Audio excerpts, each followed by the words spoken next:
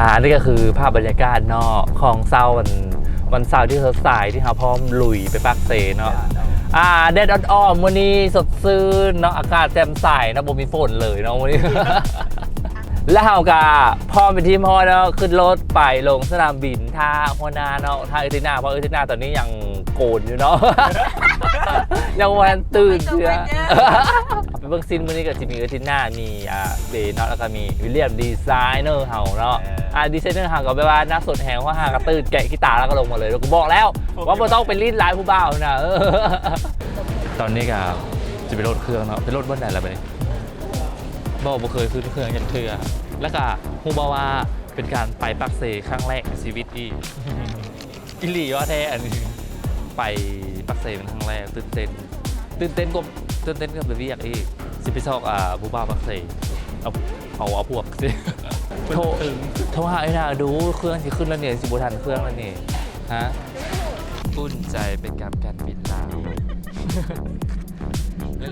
และนี่ก็คือ1ผลงานของแบรนด์ซาลาวยูนิฟอร์มของลาวแอร์ไลน์เอาไว้นี่จ้าเป็นผลงานอีกซินโบแดงของแบรนด์สลาดเส้นเดียวกันเนาะสวยงามแหงประทับใจทุกอย่าง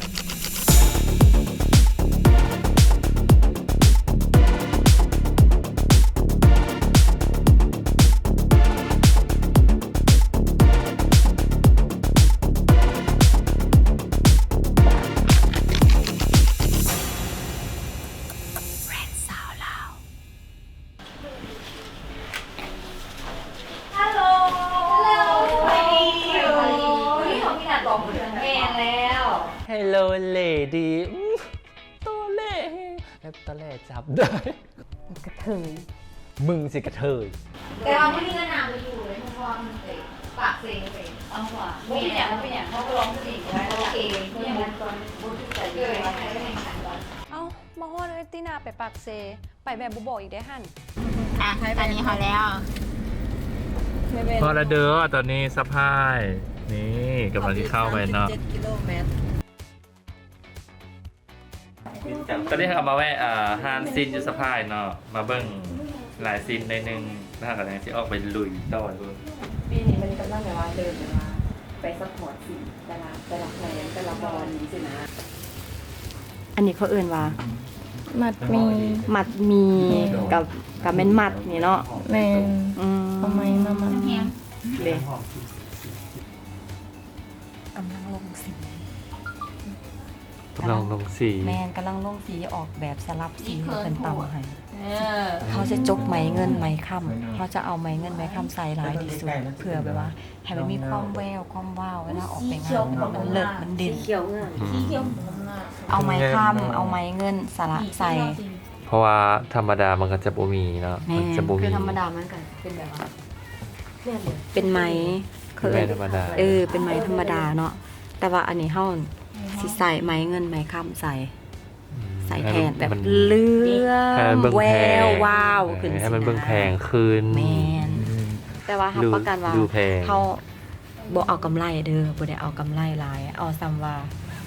ค่าแพ็กเกจแพ็กเกจจิ้งกับเพราะว่าอันนี้มันเฮาม่านสวยสบายออกแบบสวยกันน่าก็ลงสีใส่หลายซินมาตัดภาพมาที่ลูกน้องสบายพอเข้ามาเบิ่งตำหูเด้อโอ้พอดีเพิ่นตำบ่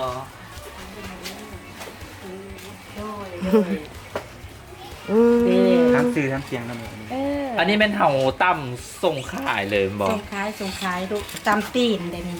อันนี้มันจุกอันนี้มันเพิ่นกำลังตำตีนเด้อไม่ได้จะตั้มบ่อยนะคงเพิ่นสิพี่เฮ็ดที่บอกไอ้เบข้างนี้ตำบ่ตำนั่นนี่ตำแม่อันนี้คือร้องแม่สนานพอร้องแม่อันอีหยังกะสิร้องเบิดอันนี้สิเป็นเบิดจังไดเนาะบัดนี้เนาะกระสวยใส่กระสวยอันนี้ว่ากระสวยย่อก่อนย่อก่อนยอดได้ขึ้นย่อขึ้นแล้วยอดขึ้นแห้งๆนะแห้งแล้วไว้นึงเบงยังไว้นึงเกิดได้ปะเกิดได้ว่าแห้งกูก็ซ้ำนี่แหละ จ้า เขามาตำนี่ปีน ไม่ได้เนาะ แม่ทอดให้ก็ทอดให้ ทั้งห้ามสิเลี่ยม คำว่าข้าเจ้าว่ากระสวยที่ทางผู้หญิงแล้วบ่ได้ผัวทางผู้ชายแล้วบ่ได้เมียเขาว่านี่นะ ไม่ได้มีอะไรนี่ มึงก็จะเอาผัว บุเป็นหยังดอกวิลเลียมมันจะเอาผัว ลงมาได้บ่เข้าสิเข้าแล้วเข้าแล้วบ่ได้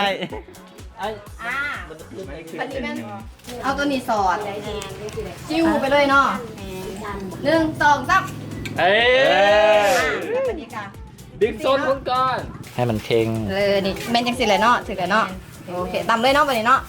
1 2 3 ไปนามากหูกและตีบ่แม่นตำหูกท่านฟืดแห้งขนาดนี้ ได้เนาะ สีตัวนั้นใจ สีหยัง อันนี้ นี่เนาะ เหยียบตัวนี้ เหยียบเนาะเหยียบเบิ่งได้เนาะ อ๋อตัวนี้เป็นสีซัก เนาะ เหยียบเบิ่งครัว เหยียบเบิ่งครัวเลย จากการตำปูนี่คือมึงเสพนี่นะเอ้ย ยังก่อนเสพเด้อ1 2 3 มันมาต้องซื้อ 1 2 3 แล้วก็เบิ้งคนให้กำลังใจ เบิ้งคนให้กำลังใจ แบบรุดเลยนะทีเนี่ย คือแบบลุ้นว่าสิเห็นเดวอสิเห็นแบบเกี่ยวเส้นอันใหม่ เนี ค่ะ ยนโพดนะเนียนโพด น้ำแห้งเส้นตัวนี้ไปตามมาบันนี้ตัวใดต่อบันนี้เลยบอกเขาดำนะเพราะเลยนะ หอมเลยนะ มันกำลังมัน กำลังมาก ก็ต้องเหยียบเบิ่งครัวเบิ่งใส่ เหยียบแล้วเพราะว่าข้างหน้าดังเลย อุ้ยไก่ โอ้โปรเฟชชั่นแนลเด้อสิวะ ไม่แล้วต่ำตึกนี่กาหน้ากะชิออกจากลาออกจากการเป็นดีไซเนอร์มาตั้มฮูก นี่ตำมานี่เป็นอุ้ยสอรี่ตำมานี่เป็น4เซนละเด้อนี่4เซนมันเทอนี่ได้นี่ซัวสิได้เห็นบ่นี่ฮะก็ได้แต่เท่านี้แหละนี่ มาตั้มเองกับมือนะ ถ้าตำเองกับมือ เหงื่อแตกเหงื่อเต้น เพื่อแต่ เอาเช็ดเนี่ยเห็นบอดี้เฮือนนี่ ไปซื้อแล้ว กว่าจะได้สินบัตรมีออกมาพื้นหนึ่งน่ะโบเมนง่ายเลย คือแบบผ่านหลายขั้นตอนแห้ง ตอนนี้หากมากินข้าวเปียกใส่นะ อัน3เขาเอิ้นข้าวเปียกพ่นไส้3มิตรเป็นหานข้าวเปียกแต่สมัยเฮียนบ่เป็นอนุบาลนะประถมตั้งแต่เฮียนประถมกินทุกมื้อกินทุกเช้าหานนี่แหละ เดี๋ยวเขากินก่อนนะกินแล้วเราหากันจะไปต่ออยู่ที่สะพายอีก ยังบ่แลกกับสะพายวันนี้เป็นมื้อที่2ที่ไปสะพายเนาะเดี๋ยวเขากินก่อนจ้าสวัสดีมื้อนี้ก็ข่าวสะพานกรอากาศเนาะมื้อนี้รู้สึกว่าฝนก็ฟ้าห้องฝนสิตกเนาะแล้วก็พวกเฮาก็สิไปเบิ่งกันนะฮะมัดมีของชาวบ้านอยู่แถวนี้เนาะส่งว่าหาสิได้บุกน้ำลุยไปก็คืออีหยังก็โทท่งนาไปเพราะว่าทุกอย่างลำบากแหงเนาะสิไปโทท่งนาอย่างไปเบิ่งนำกันเลยจ้ะแบบเด่นเพราะว่าตอนนี้เฮาก็ยังบ่ฮู้ว่าเฮาบ่ฮู้ว่าอยู่ใส่ตำฮู้เด้เนาะเฮาก็เลาะไปเพราะได้ยินเขาเจ้าว่าอยู่แถวไหนมีบ่ว่าตำฮู้เฮาก็สิเข้าไปเบิ่ง ไปพ่ออีกดิฝนตกแล้ว ฝนตกโอ้ยนางม่วนแหงแบบสมทีทัศน์ธรรมชาติขนาดจะได้ไปแน่งโทรมาแบบโทรมาอีกอย่างสักอย่างนี่แหละแล้วก็แบบแบบหน้าแบบเปลี่ยนสิหน้าเปลี่ยนอาการไปเลย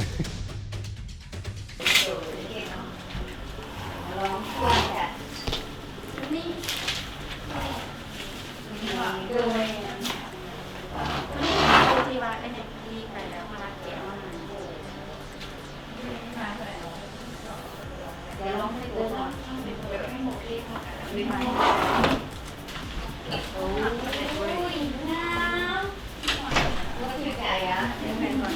มีวัวพานเป็นปะใช่บุแหละบุมักนะบุมักวันไหนต้องบอกมาคนผ่ามันคือแบบภูเขามันคลายลงหนังคลายมันเหรอบูซูเป็นแบบธรรมดาอยู่อ่ะซื้อทั่วไปได้ค่ะมูเดนเนาะอันนี้เขาแก้อะไรก็เอาเลยได้บอกแต่เอาเลย แบบเสื้อตัวนี้เน้นบูมากเลยนะแบบให้แก้ปกหลายเธอกันยังแก้บ่ได้ก็จะได้เอาออกแหละเอาออกเลยซะ ตัดออกเลยได้หรอ เราโทรหาอย่างเงี้ยต้องฮอดพนาเวลาพนาค้างเรียกกินได้แล้วเป็นไม่ต้องเล่นจิ้นอยู่นะไอ้เนี่ยยายฮอดพนาเลย โอ้ยยังไงฮอดหัวหน้าเลยเงินเดือนเพิ่นพอได้ออก อีกโมเมนต์เกี่ยวกับเฮาเลยเนาะเกี่ยวกับไฟออกแบบนะเกี่ยวกับความเข้าใจเนี่ยนะ ฮัลโหล มาด้วย2 คน แม่ เพราะว่าแพทเทิร์นงามแล้วนะผู้ใหญ่เลยสิมาจะปักเสนี่ โอ้โดยพุ่นแหละประมาณนั้น2-3 วันพุ่นแหละจังสิได้กลับ เพราะว่าอันมาเบิ่งเขาจะมัดหมีเด้ เบิ่งก็จะตำหูโอ้ยคักแห้ง คุ้มมากแม่มันน่ะแบบให้ไปแก้แล้วมันเป็นอย่างรู้ใจนะ โอ้โดยแมนบอ ตัดออกเลยตรงเลยคือสิแก้กูได้เลยแหละเอาแบบอื่นเนาะ โอ้ ไปเลย โอเคได้วิลเลียมมันโดย มันแบบเบิ่งเป็นยังโบแบบมันเบิ่งคือแบบสินค้าตัวไปยังคือได้อยู่ทานสภาพตัวไป โจ๊กยังพี่เลย เอ้ยแนงเพิ่นบ่มักเสือตัวสีขาวนั้น ที่คาตัว เอ้ากับตัวนั้นเด้ ตัวมาเปลี่ยนหา ตัวเฮ็ด2-3 เถื่อหั่นนะ บ่ได้จึงได้ก็สิเอาแบบนี้เป็นแนงบ่มักกินยา เป็นแนงน้องคอซะตัวเดียว เราสมัยเนาะเย้เลยที่นา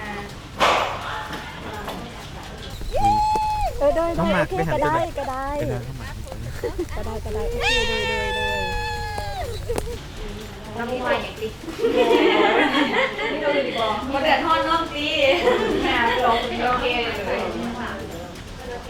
โมนี่เขาคัดก่อนเนี่ยคัดก่อนเลย แบบแก้หลายมันเครือแล้วขนาดมันก็จะได้ตัดออกบ่มหมักก็คือบ่มหมักขนาด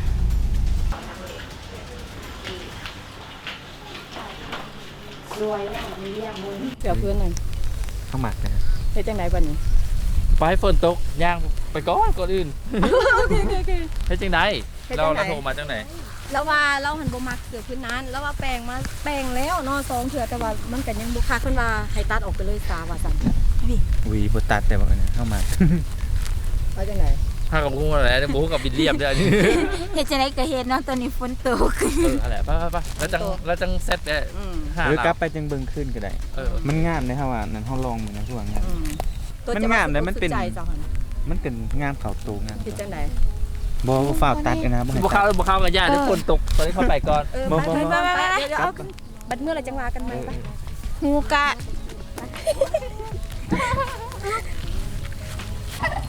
เมื่อกี้ก็ไปแน่งโทรมาลมเรื่องเสื้อเนาะไปแน่งโทรมาว่าเรื่องเสื้อว่าเสื้อบุพามาซันเดย์วิลเลียมมึงตายแล้วมึง กลับเมื่อนี้ ตอนนี้เฮาสิไปเบิ่งเฮือนที่ว่าเฮ็ดบัดมี่ก่อนเนาะทางอย่างเงี้ยพี่น้องแหมมีแต่ขี้ตมที่อย่างขี้งัวขี้ควาย ทุกวันแล้วจากที่เองโทรมาพี่จะเกิดอะไร คือว่าหน้า นาอยากละลาว คือว่าหน้า คือว่าหน้ายังเป็นเศร้าๆนะเมื่อกี้ยังมวนๆ ใช่มึงสภาพมือกล้องเฮาเอาดีๆเด้อบิลง ใครเห็นข้างนี้ มึงสภาพคุณนะเดี๋ยวเฮาสิตัดภาพไปที่เหือนนั้นเลยเนาะเพราะตอนนี้มันทางยากแหงเฮา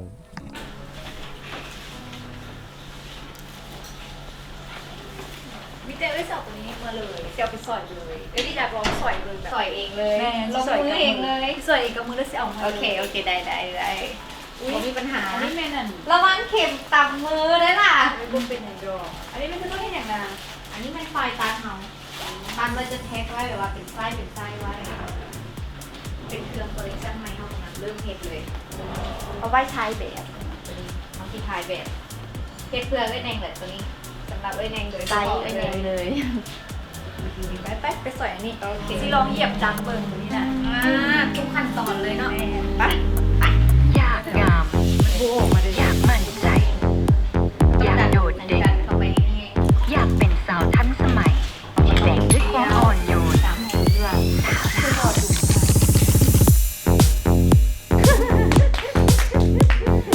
สาวลาวเพื่อนสาวลาว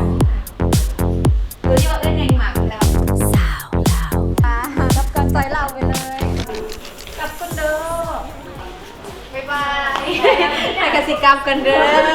เดี๋ยวเรียกจะยุ่งอะไรเอาแม่งละ วันนี้ได้มาลองสอยเครื่องได้มาลองเฮ็ดเองทุกอย่างพูดเลยว่าทุกขั้นตอนก่อนจะมาพิเศษตัวนี้มันง่ายเลย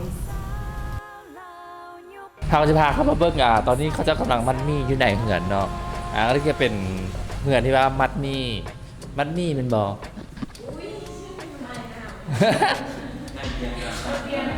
อุ้ยมัดมี่งามแหงเด้อตัวนี้นี่มันงามๆนี่สวยมาก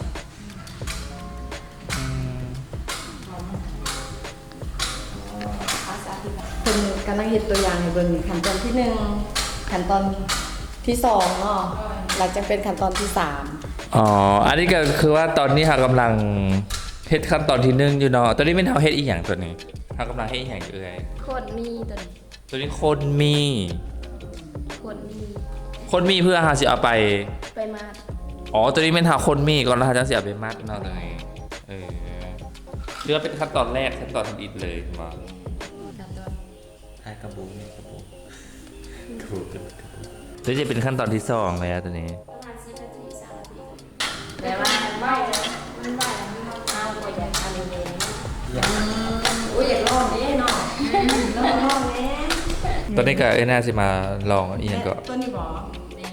ไปหนาไปหลัง ไปทางไหน เมื่อไอ้นาดึกจิกอยู่บ่มันก็จะง่ายไปสิมัน ให้เสียงเพิ่นว่าก่อนเนาะจังไงเนาะ แม่ เด้อเสียงเพิ่นว่าปอกปอกโอ้ เซ่ เพราะว่าที่1มันแตก โอ้ที่หนึ่งไปแล้ววันนี้มาต่อที่ส โอ้ อง ผิดไปไหนเนาะ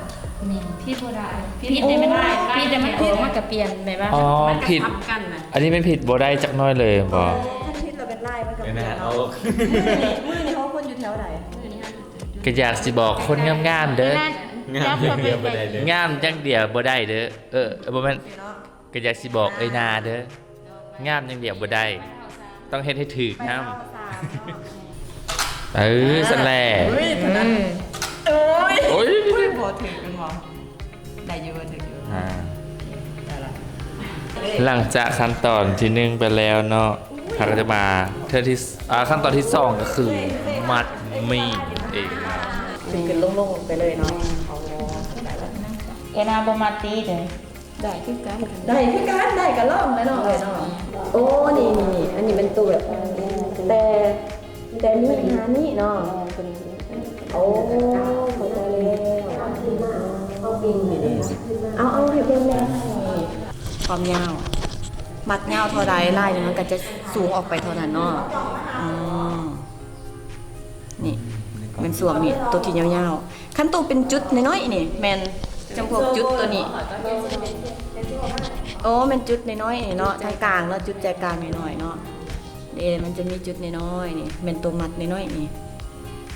ตัวมัดยาวๆแล้วเป็นตัวนี้เนาะเป็นทอนตัวนี้โอ้เข้าใจเลยเป็นไง บนยา ไล่ที่เขาเห็นในส่วนที่แบบมากก็คือว่าเบื้องหลังนี่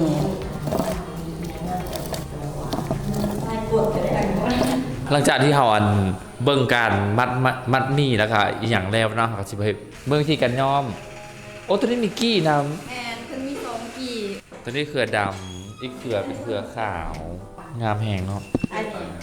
เพิ่นใส่เครื่องมานี่กันอันนี้เป็นเพิ่นกำลังนั่นสิทดลองอันนี้เป็นห้องก่อนที่เราจะไปย้อมเขาต้องเฮ็ดจังได๋ แซ่น่ะให้มัน เฮามัดแล้วต้องไปแช่น้ำเนาะแช่ดนบ่เอ่ย แซ่ประมาณเบิดคือ โอ้ เพราะว่าให้มันเข้าในนั้นตัวให้มา โอ้ ทีนี้ก็หากสิมาเบิ่งวิธีการต้มเลยนะทำอีกนี่เอาหม้อขาดเนาะหม้อดีบ่เอาเด้อ แม่นบ่มันเปื้อนเด้ แมนเพราะมันเปื้อนสิได้หม้อต้องเอาหม้อเก้ามา ต้มน้ำแล้วก็เอา4ลง สีใส่ขอเบิ่งสีมันอารมณ์เลยแต่ว่าเฮาปลาตัวนี้ไว้ทางซอสตัวนี้ไว้ มีสื่อสี เพราะว่าเพื่อบ่ให้อันนี้มันเปื้อนใส่กันถ้ามันต้มใส่กันมันสิหยก จนมันพดบัว แม่ แล้วเราจะเอาออกหรือว่าปะไว้ก่อน ปลาไว้ก่อน เฮาต้มนี่ต้องใส่เวลาเดินบ่เอ่ย 13 นาทีนี่แหละ โอ้ยเบเป็นเนาะโอ้เบก็เฮ็ดเป็นเด้อเนาะ เป็นแต่นี่ คันเฮาต้มโดนกันนี่มันเป็นจังได๋เอ่ย สีมันสีขาวกลืนไปกลืนแล้วกินตัวเฮาหมัดไว้หั่นดิ อ่า ถ้ามันเอาใส่ คันเฮาต้มไว้ก็สิบ่กินเนาะอืม ถ้าเราใส่ไม่ได้ โดย ไว้มันก็สิบ่กิน โดยแสดงว่าบ่เบต้องคุมหมอตัวนี้ให้ได้20นาทีเด้อ อันนี้ไม่ทันยอมสีดำนะ แม่นสิเปื้อนมือก็ได้ อืม ยากมัน ออกย่างได้ มา โอ้บ่ เพราะว่ามันอันนี้มือเฮามันประ โด มาณ ยเอ้ยกินกล้วยนี่เด้อ เอาเลย ว่าแล้วกินในมะกล้วยหลายเทือละไม่ใช่เป็นหญ้าคือเสือดาวเนาะ นั่นเลย อันนี้ไล่ที่เฮาหมากออกมาเด้แล้วมันก็จะเป็นแบบนี้ อ๋ออันนี้หัว มันจะรั่วกันเลยเนาะตอนเวลามันต่ำจริง แม่นางเสือดาว หลังจาก3 นาทีผ่านไปนะครับก็จะได้มาเอาไหมออกที่เรากำลังต้มปลาไว้ตอนนี้เราก็ไปล่างเลยเนาะ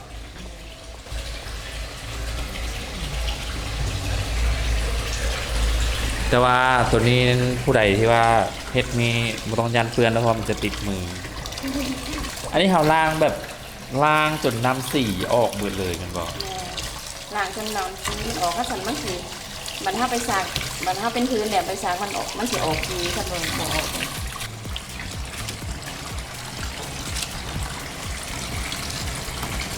ล่างในที่แล้วหากเอาไปตากมันบอก แม่ ตากแดดแห้งแล้วหากก็ต้องใส่แกะเนาะ หน้ากันแก่ๆ เพราะว่าจากน้อย50ไปแกะอีกที่ว่าเอื้อยเพิ่นตากปะแห้งไปแล้ว หลังจากที่เรา ยอมแล้ว ยอมแล้ว แล้วก็ไปตากแดดเนาะโอ้ตากแดดแล้ว เอามาปอก มาปอกโอ้ ถ้า มา กับ ปอก ถ้ามาปอกถ้ากับมาปอกออกนี่มันก็เอวออกได้ตัวเข้ามาไปตัวไรเข้าหัวเข้าบริมานี่มันก็เป็นสีดำเพราะว่าเขาหย่อนสีดำตัวนี้นี่เข้ามาใบเขาเป็นบริมาแบบจะสีใบนี่ มันเป็นลาย แม่นี่มันเป็นได้ มันขึ้นได้ นี่มันขึ้นได้ตัวนี้ โอ้ยจะมันยากเลยเนาะซินมี่เอ้ย ยากเลยตัวนี้เห็นยังว่ามันง่ายเนี่ยเพราะว่ามันบริแต้มได้เอาบริแต้มสีแบบ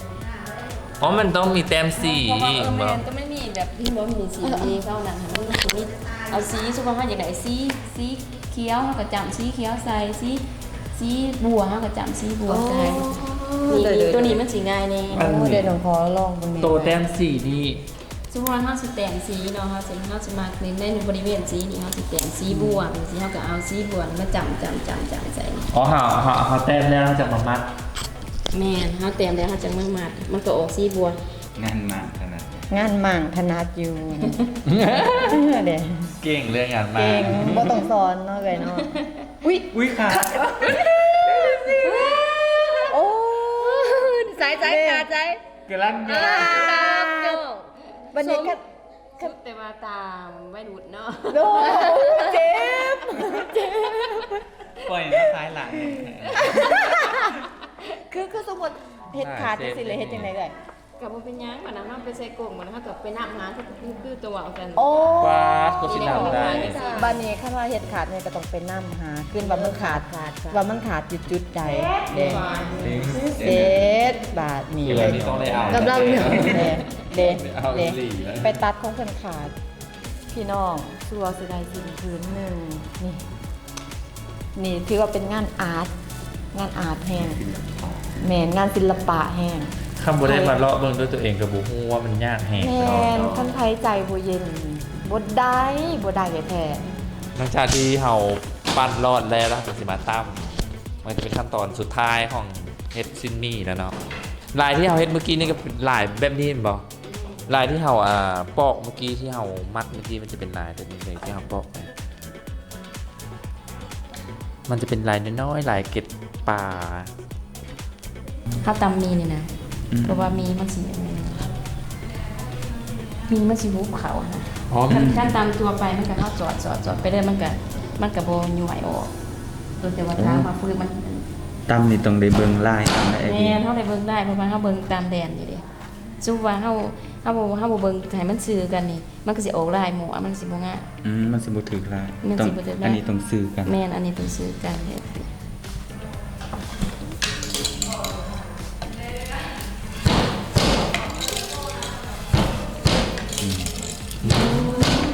วยมาก ฝาดนี้เขาต้องเอา